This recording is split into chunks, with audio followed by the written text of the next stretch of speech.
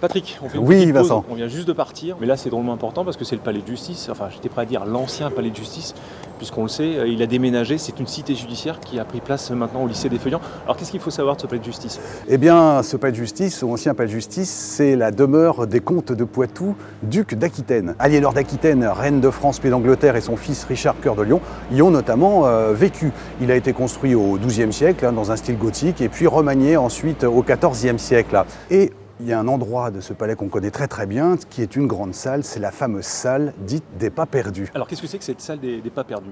Eh bien, c'était la salle où se déroulait la vie finalement de la cour et de son seigneur. C'est en fait la salle officielle du palais. Alors on y fait des banquets, des réceptions, on y parle de politique, mais on y rend également justice.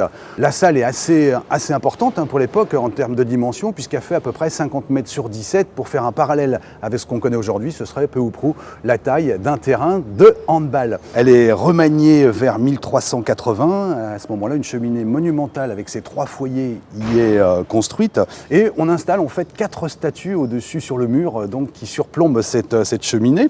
Elles représentent le roi Charles VI, la reine Isabeau de Bavière, Jean de Berry et son épouse Jeanne de Boulogne. Mais il y a quelques semaines, les services de justice ont quitté le palais des ducs d'Aquitaine pour rejoindre l'ancien lycée des Feuillants. Et enfin pour terminer, qu'est-ce qu'il faut savoir de ce palais de justice? Eh bien, il a servi de décor au film Jeanne d'Arc de Luc Besson, donc sorti dans les salles en 1999.